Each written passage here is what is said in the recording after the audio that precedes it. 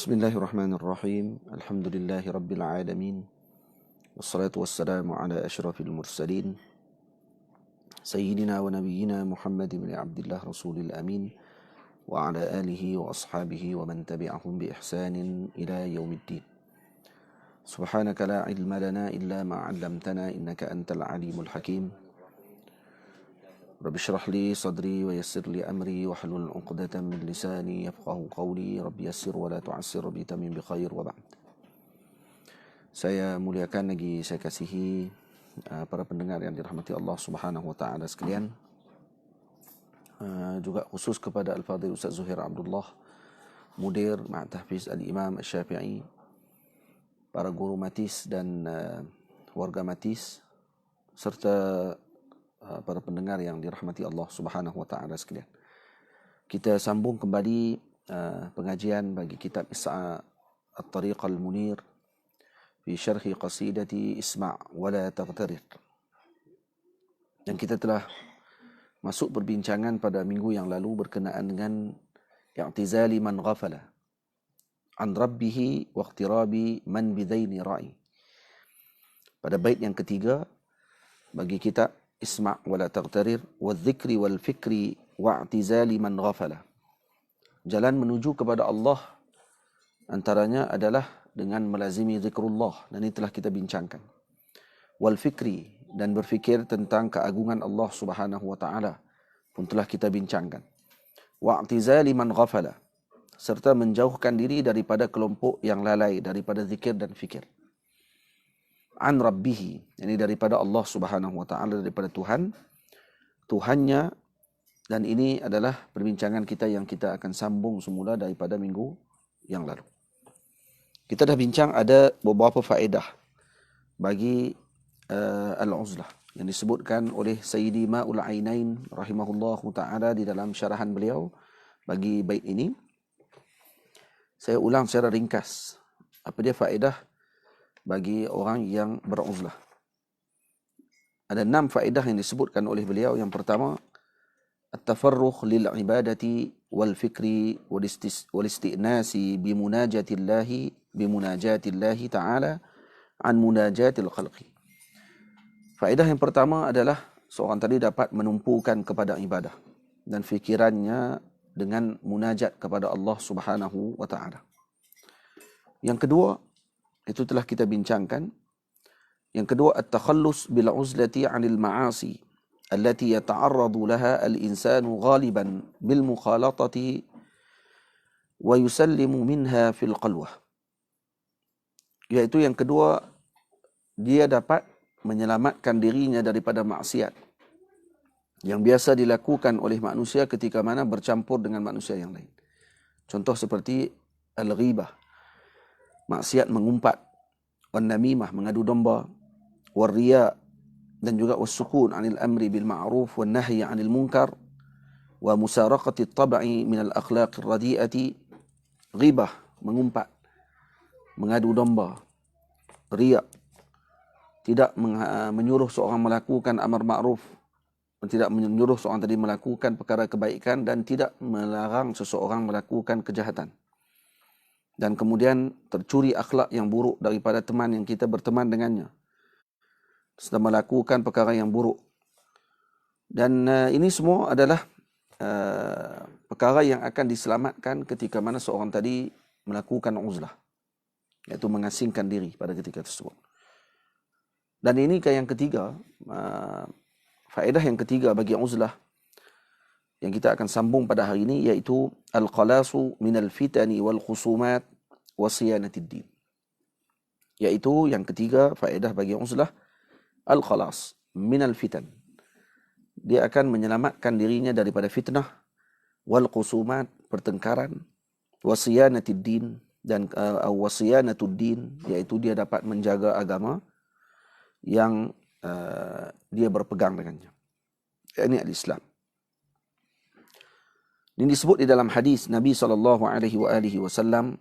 baginda Rasul SAW telah menyebutkan tentang fitnah dan menyifatkan tentang fitnah. Kata baginda Rasul, "Idza ra'aitan nasa kharajat uhudahum wa khaffat amanatahum Minta maaf. Idza ra'aita an-nasa kharajat 'uhuduhum wa khaffat aw khiffat amanatuhum wa kanu hakadha wa shabaka baina asabi'ihi.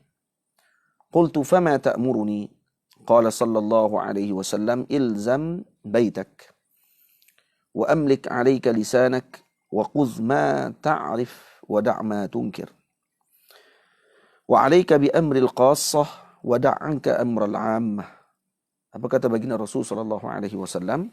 Bila mana kamu melihat manusia ini telah kharajat uhuduhum wa khaffat atau amanatuhum. Amanah mereka semakin kurang dan perjanjian mereka langgar. Dan keadaannya begitu. Maksudnya ni selalu melakukan perkara tadi dengan kuat, maksudnya seperti syabakah ni. Maksudnya amanah, tidak ada amanah lagi. Kemudian dalam masalah mereka berjanji dengan seorang, mereka abaikan dan mereka mungkiri dengan mudah. Sehingga perkara tadi dah menjadi kuat seperti mana bentuk jari yang ditunjukkan oleh Nabi SAW. Dan kata Sayyidina Amr bin al-As, Sayyidina Abdullah bin Amr bin al-As bertanya, "Fama ta'muruni?" Apa yang kamu arahkan kepada saya Rasulullah? Nabi mengatakan, "Ilzam baitak."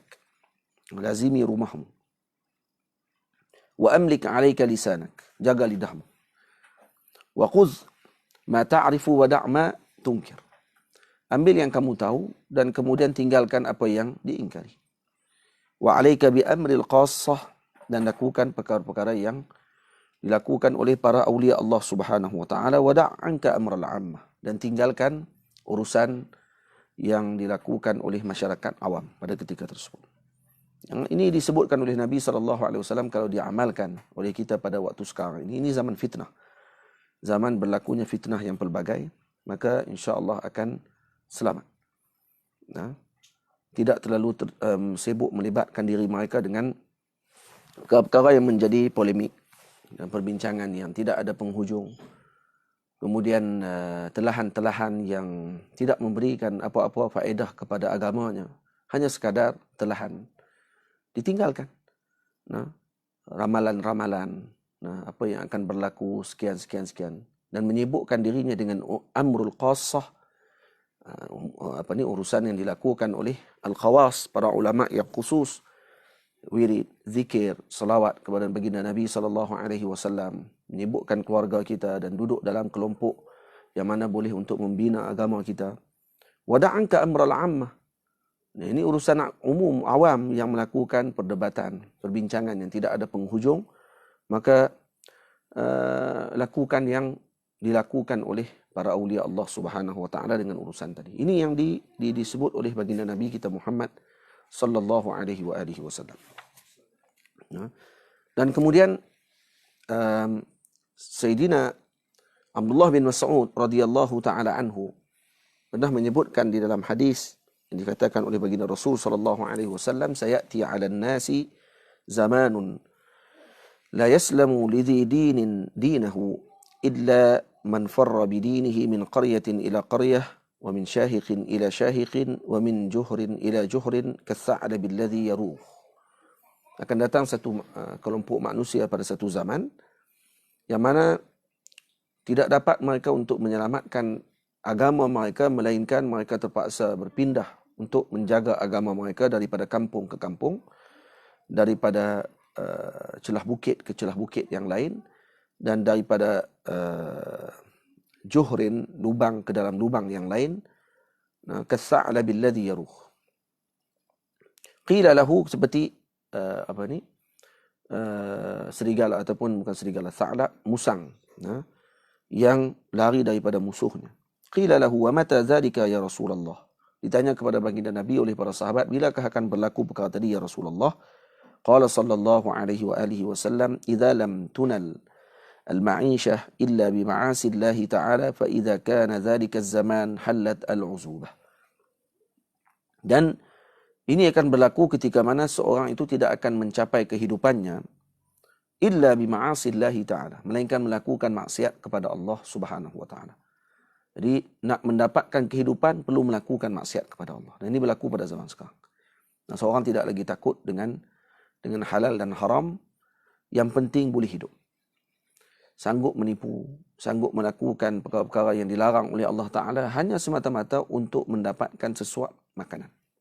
Tidak ada amanah dalam melakukan pekerjaan, dan kalau dalam semua sektor, dalam semua bidang, pendidikan baik, politik, dan apa sahaja bidang kehidupan, tidak diraikan lagi perkara tersebut. Hanya semata-mata untuk menjaga kehidupan masing-masing, maka mereka sanggup melakukan maksiat kepada Allah Subhanahu wa taala.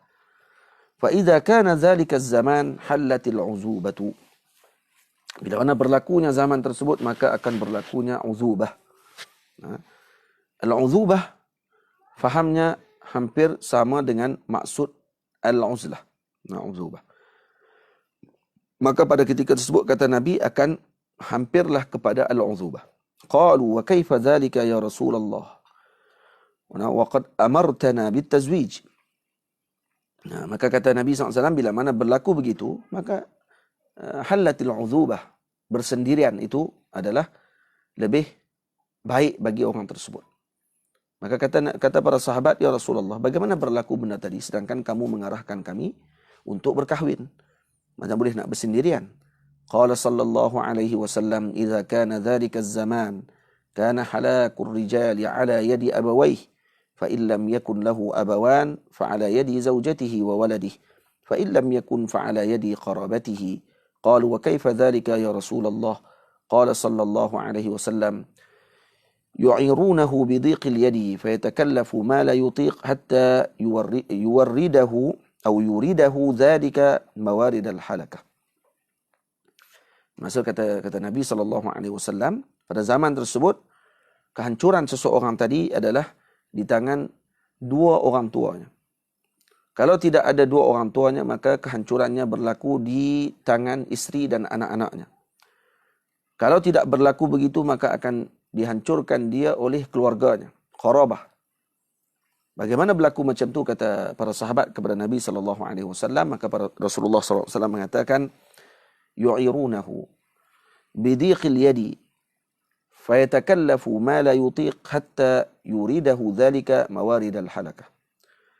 Maksudnya mereka memberikan kepadanya, minta kepadanya dengan pinjam, sehingga menyebabkan dia akan jadi sempit pada ketika tersebut, dan dia terpaksa untuk membantu sehingga akhirnya dia sendiri yang akan hancur pada ketika tersebut. Hancur dengan apa maksudnya di sini?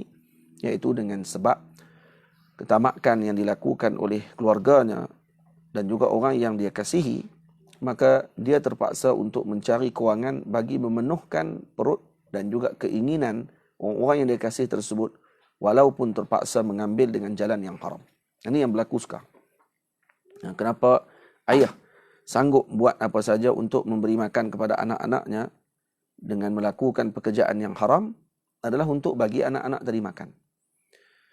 Suami terpaksa bekerja dengan teruk untuk memberi isterinya yang selalu meminta dengan perkara dunia dan juga yang diinginkan oleh orang lain, maka dia pun bagi tahu kepada suami dia, orang lain pun dapat, saya tak ada, maka kamu kena kerja kerah lagi. Maka akhirnya suaminya bekerja kerah dan terpaksa melakukan yang haram.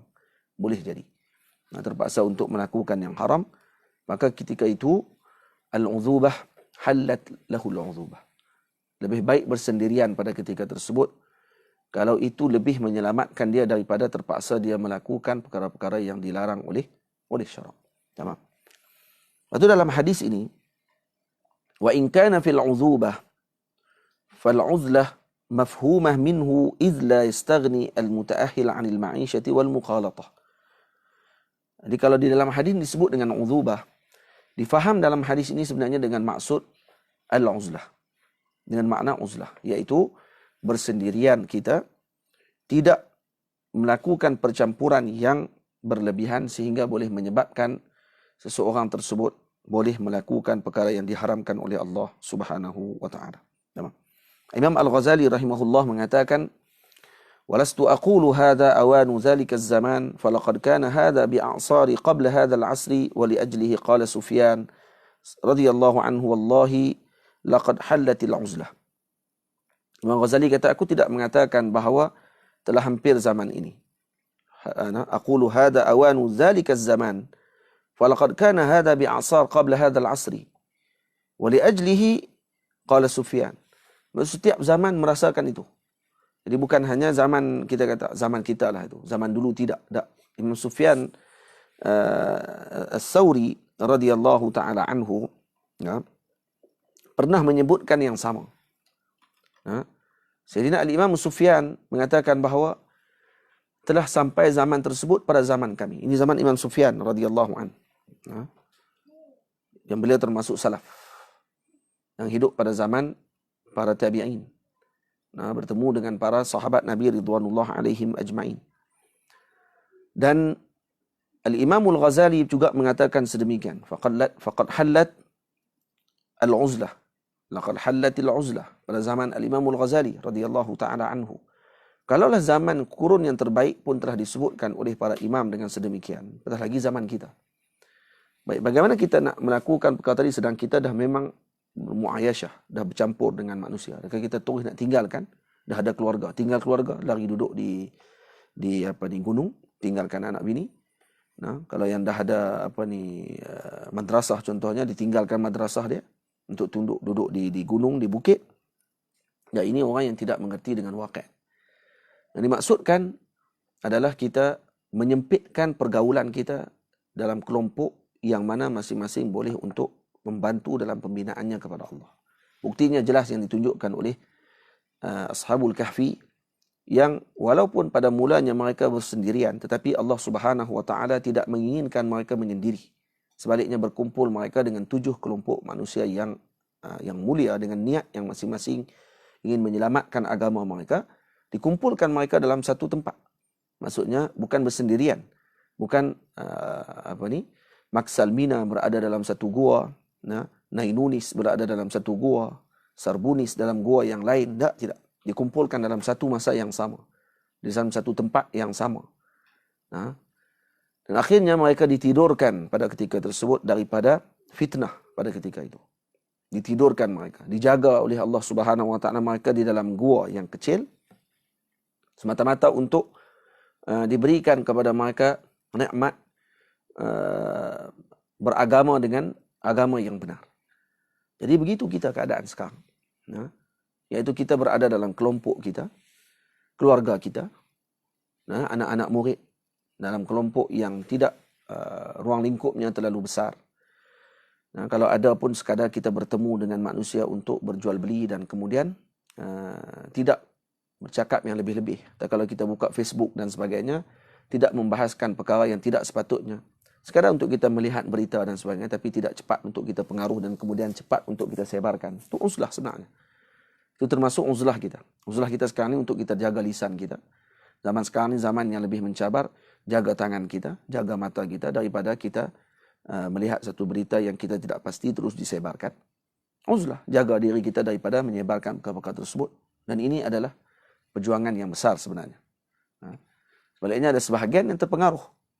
Bila melihat saja berita yang dia tidak pasti disebarkan kepada masyarakat awam. Benda yang masih lagi tidak pasti hujung pangkalnya, kemudian terus diletakkan telahan. Kemudian diberikan persepsi-persepsi yang buruk kepada umat dengan pandangan-pandangannya yang akan menyebabkan berlakunya perpecahan.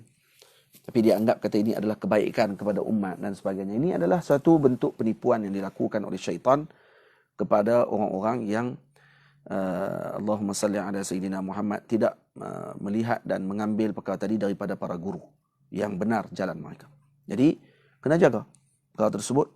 Dan kahfinya kita pada waktu sekarang seperti Ashabul Kahfi pada zaman dahulu adalah dengan berada di tempat-tempat yang mana tempat tersebut mampu untuk membina peribadi kita. Dan tidak ada tempat tersebut melainkan bersama dengan para alim ulama, bersama dengan para salihin, duduk dan berteman dengan mereka, dan kemudian mempelajari ilmu, mengikuti majlis zikir, dan kemudian menutupkan mata kita daripada melihat sesuatu yang tidak sepatutnya kita lihat, dan menutup mulut kita daripada berbicara dengan perkara yang tidak sepatutnya kita bicarakan, dan menjaga tangan-tangan kita daripada cepat untuk menyebarkan perkara yang tidak sepatutnya disebarkan.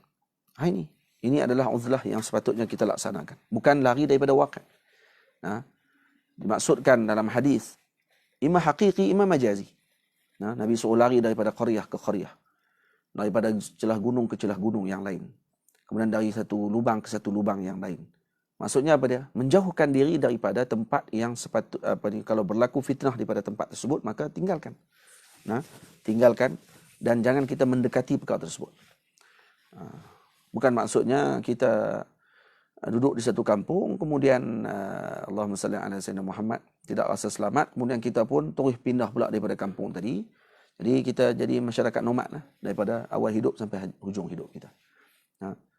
Jadi sebab tu kata para ulama, antaranya Al-Imam Sayyidi Syekh Ihsan Jampes dalam kitabnya Sirajul At-Talibin, syarah kepada Minhajul Abidin, kata beliau, khulwatuna fi jalwah.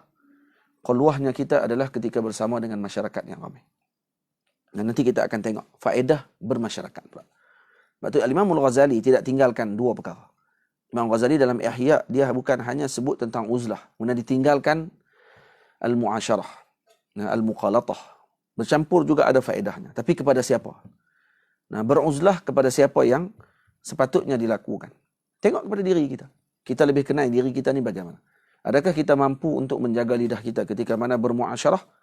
Adakah kita mampu untuk menjaga diri kita ketika mana kita berkumpul dan bergaul dengan masyarakat? Kita mampu tak untuk menjaga diri kita daripada al-ghibah, mengumpat? Boleh tak kita jaga diri kita daripada melakukan perkara yang dilarang oleh Allah Ta'ala, riak, dan kemudian berlaku sombong dan sebagainya kepada umat? Kalau boleh jaga perkara tadi, kita tak akan melakukan umpatan kepada orang. Kita boleh duduk dan kita boleh pula bagi pandangan dan juga perkara yang baik kepada umat. Maka al-muqalatah, muasyarah, lebih aula pada ketika tersebut kepada orang ini dibandingkan dengan uzlah semata-mata.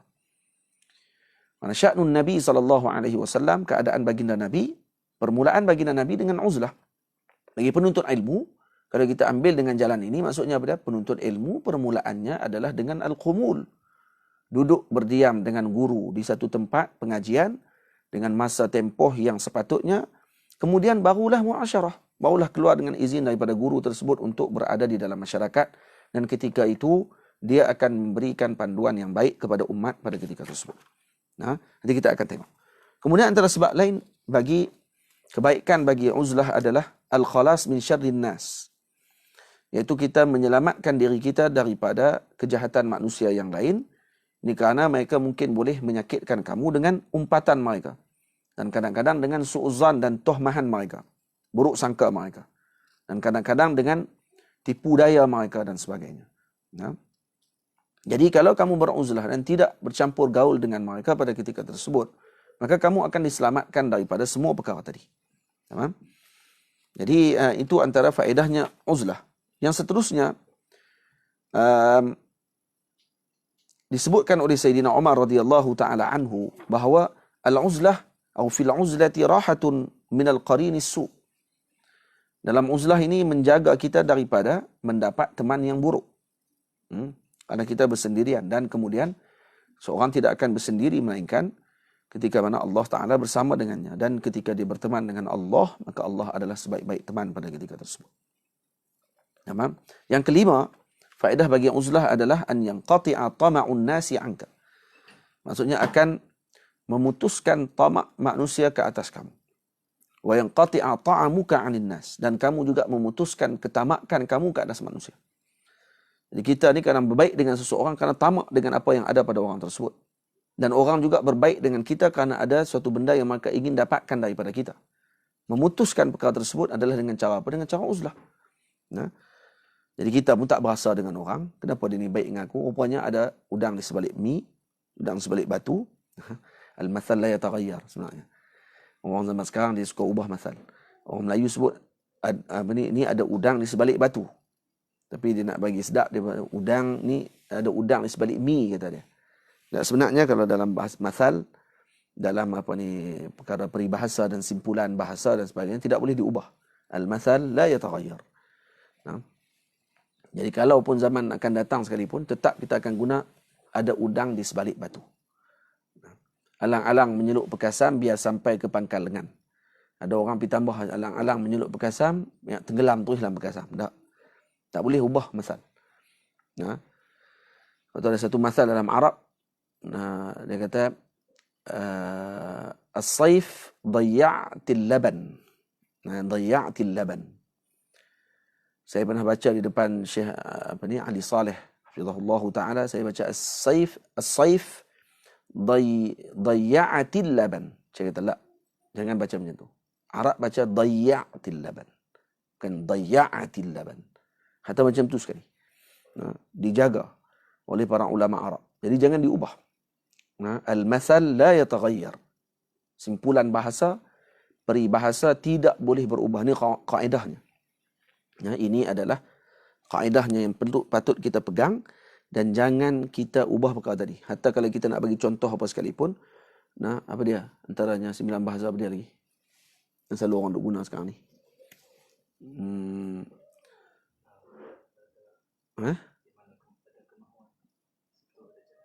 Kalau orang dia tukar jadi apa? Orang tukar macam tu kata. Sekarang orang sebut di mana ada jalan, di mana ada kemahuan, di situ ada jalan. Lepas tu ada orang tukar pula. Di mana ada kemahuan, di situ ada highway. Kata dia. Tukar jalan jadi highway. Memang kita nampak agak bahasa kita ni lawak lah. Tapi sebenarnya ini merosakkan bahasa dan akhirnya orang tak tahu benda yang betul dengan masal tersebut. Ada satu masal Arab yang disebut sama'uka bil mu'aidi khairun min antarah. Kamu mendengar tentang mu'aidi itu lebih baik daripada kamu melihat dia. Ini masal kepada apa sahaja perkara yang kamu dengar yang baik-baik, tiba-tiba dalam bahasa kita dipanggil indah khabar dari rupa. Dipanggil indah khabar dari rupa ni masih lebih kurang macam sama'uka bil mu'aidi khairun min antara. Iaitu kalau kita tengok seorang dengan kita dengar berita daripada cerita dia tadi ni, lebih baik kita dengar berita saja tanpa kita tengok orang tersebut. Jadi apa sahaja berita yang indah yang kita dapat, tapi dia punya rupa-rupanya hakikat kepada cerita tadi tak seperti yang diceritakan. Jadi bahasa kita indah khabar dari rupa lah. Maka walau apa keadaan sekalipun dia akan gunakan perkataan indah khabar dari rupa. Dan juga begitu dalam bahasa Arab dia akan sebut sama'uka bil mu'aidi khair min antara. Cerita dia tentang seorang lelaki namanya Mu'aidi. Yang dia ni diceritakan sangat berani sehingga dia boleh buka pintu kota yang ketika dalam peperangan untuk bantu tentera masuk ke dalam kota tersebut untuk menawan kota tadi.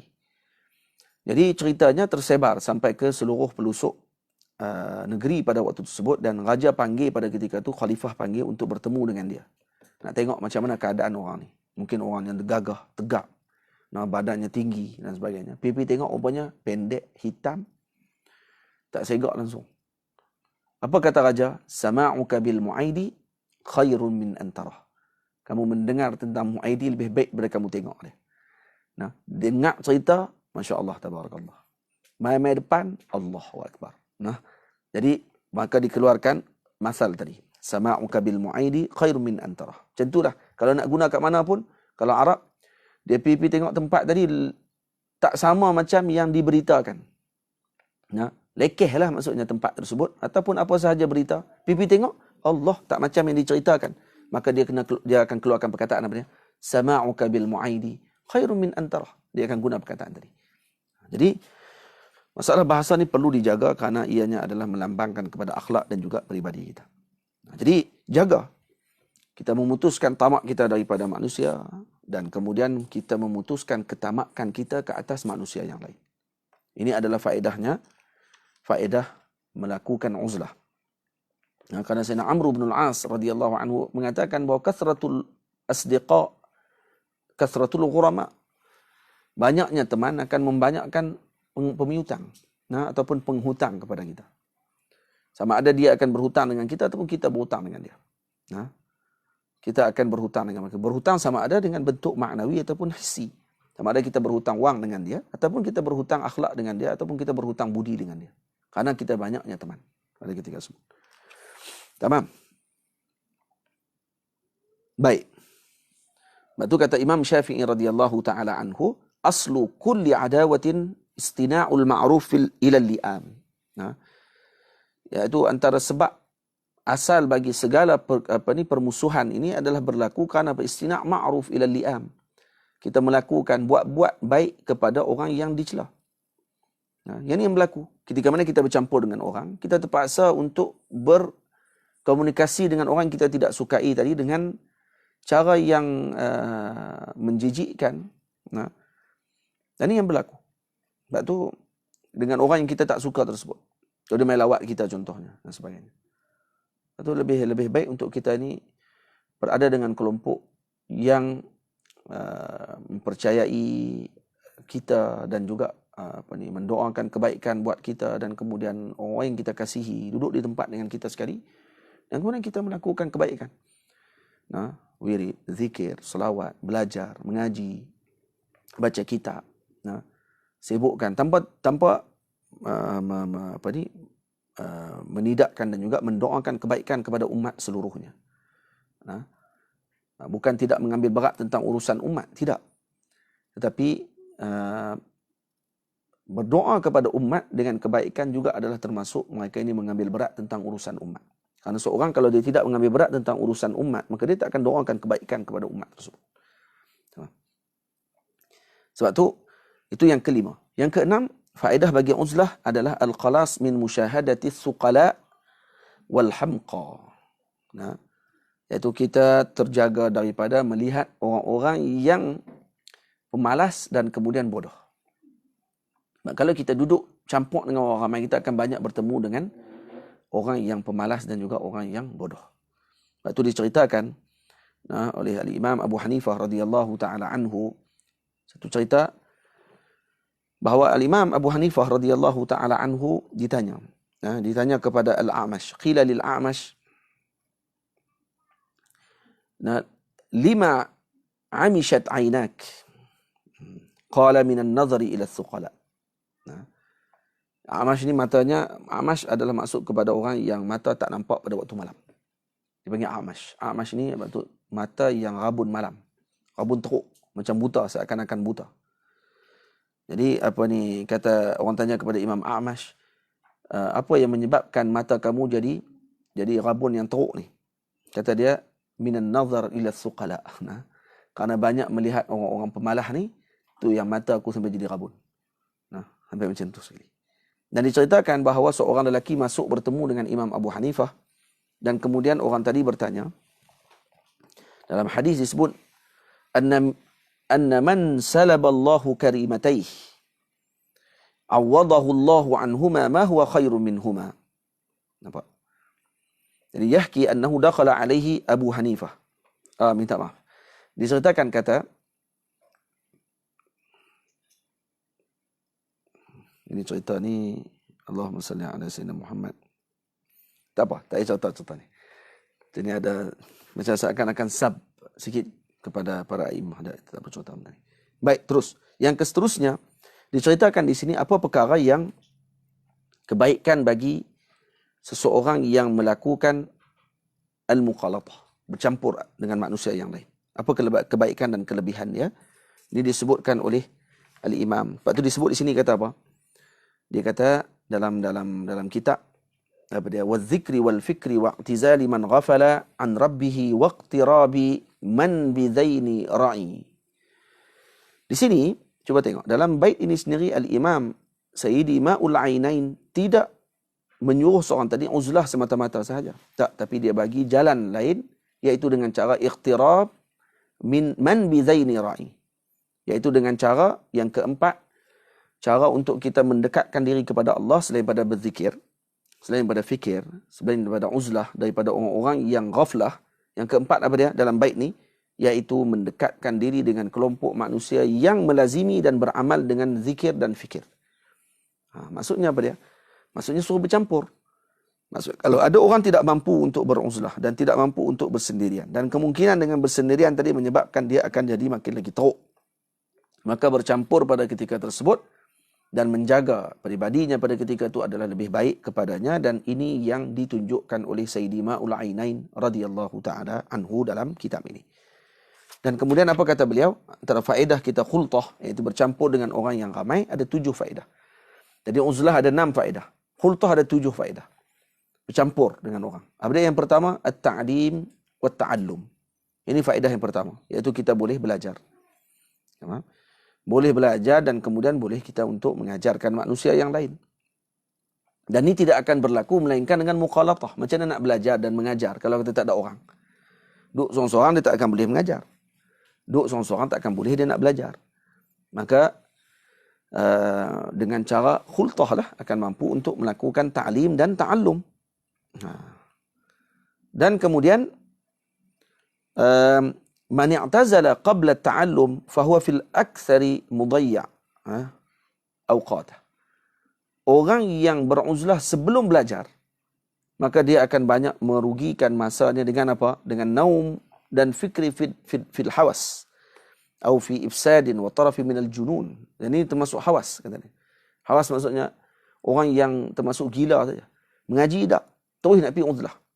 Nah, mengaji tidak, tak bertemu dengan para guru, tak mengaji dengan para ulama. Dan tiba-tiba nak pergi duduk di gunung, konon-konon nak jadi ahlullah. Tak, dia akan jadi ahlus syaitan.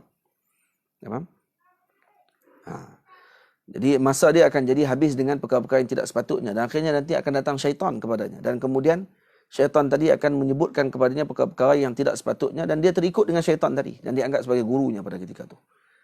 Nah, ini yang lebih bahaya. Sebab tu at-ta'lim dan ta'allum ini perlu dilakukan. Kalau benar orang tadi nak mengambil uzlah dengan cara yang hakiki, dengan cara duduk bersendirian dan sebagainya, perlu baginya at-ta'lim terlebih dahulu, at-ta'allum terlebih dahulu. Tamam? Dan kemudian faedah tentang ta'allum dan ta'lim ini banyak diceritakan dalam kitab-kitab para ulama, tak perlu saya panjangkan di sini. Faedah yang kedua apa dia? An-naf'u wal intifa'. An-naf'u maksudnya dia akan an yanfa'an nasa. An yanfa'an nasu bimalihi. Maksudnya an-naf'u orang boleh mengambil manfaat dengannya.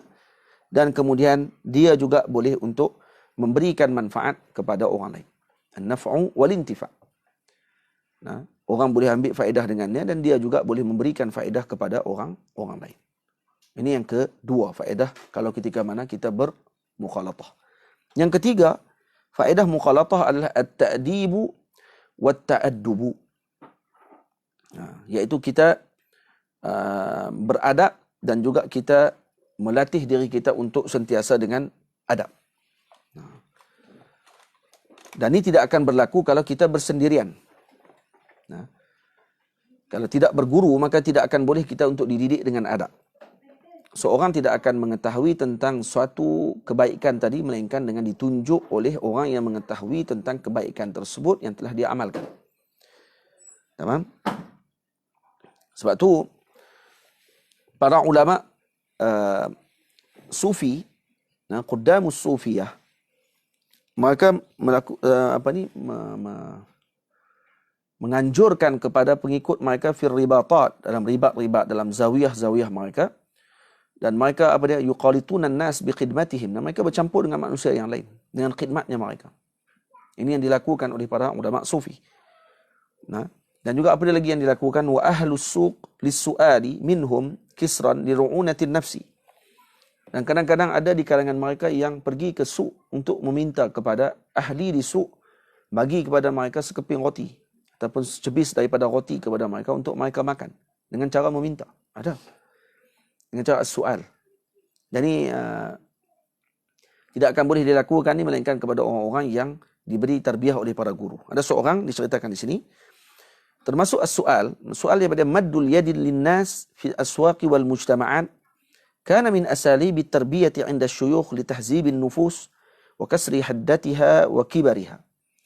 Ini termasuk uslub dalam tarbiyah kata sebahagian ulama, iaitu dengan soal. Pergi ke suq minta sumbangan. Pergi ke suq minta kalau ada orang boleh bagi sekeping roti dan sebagainya kepada dia. Dan ini min asalibi tarbiyah. Ini termasuk uslub tarbiyah yang dilakukan oleh sebahagian tariqah sufiyah. Khususnya kepada orang yang punya kedudukan. Ini pernah berlaku kepada Maulai Arabi Ad-Darqawi rahimahullahu ta'ala wa radiyallahu anhu dengan gurunya Sayyidi Ali Al-Jamal. Sayyidi Ali Jamal, ini syekh tarbiyahnya, pernah mengarahkan kepada Maulai Ad-Darqawi untuk turun kepada manusia pada ketika tersebut untuk minta sedekah. Di mana? Minta sedekah di pasar. Sedangkan pada ketika tersebut dia sudah ma'ruf terkenal sebagai guru besar, sahibul qiraatil ashr, boleh mengajarkan 10 qiraat, dan juga beliau adalah guru dalam pelbagai bidang ilmu dan fan, dalam bidang ilmu yang pelbagai. Tetapi bila mana dia datang kepada guru tarbiyahnya, Sayyidi Ali Al-Jamal, maka gurunya tadi kata, kamu kena buang semua perkara tadi, membersihkan diri kamu dengan cara kamu pergi pakai pakaian yang compang-camping dan kemudian duduk di sup dan kemudian tadah tangan minta kepada mereka sekeping roti untuk makan kamu pada hari itu. Kalau tidak, kamu tak akan boleh makan. Apa yang berlaku? Beliau mengikuti apa yang ditunjukkan oleh gurunya tersebut, sehinggalah akhirnya peribadinya dibersihkan daripada perkara yang tidak baik, dan sehinggalah beliau mampu untuk menjadi pembimbing pula kepada umat setelahnya. Dan diceritakan bahawa wa taqarraja ala yadayhi 40,000 syekh tarbiyah kama jaa fi siratihi radhiyallahu anhu. Beliau setelah itu mampu untuk mendidik dan mengeluarkan hampir 40,000 guru tarbiyah mendidik umat setelah itu pula, dengan berkat mengikuti arahan gurunya. Tamam. Ini ramai yang sepatutnya anak-anak muda perlu untuk mengambil uzlah ini dengan arahan daripada guru. Nah, Al-Imam As-Sunusi radhiyallahu taala anhu, pengarang kitab Aqidah Sanusiyah, pengarang kitab akidah yang masyhur. Nah, Sughra, Aqidah Al-Wusta, Aqidatul Kubra dan sebagainya. Aqidatul Sughra. Jadi Al-Imam As-Sunusi radhiyallahu anhu diceritakan oleh Al-Imam Abdullah Syarqawi bahawa beliau pada umur 19 tahun telah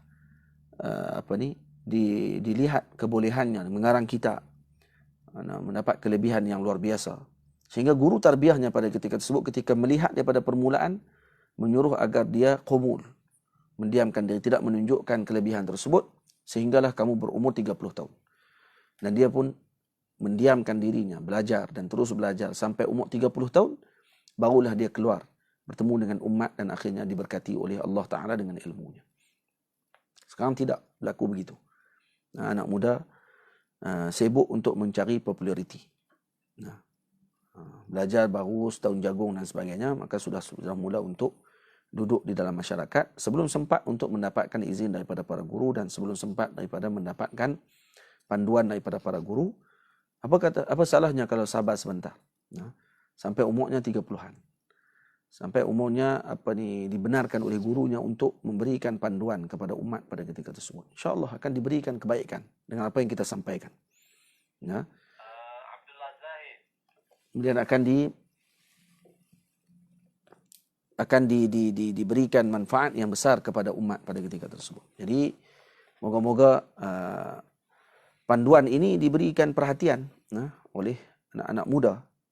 Jangan suka memandang kepada hanya pandai bercakap dan juga pandai untuk takbirkan ayat, mengeluarkan ayat-ayat yang mampu menggugah jiwa tapi hakikatnya kosong, tidak ada apa-apa.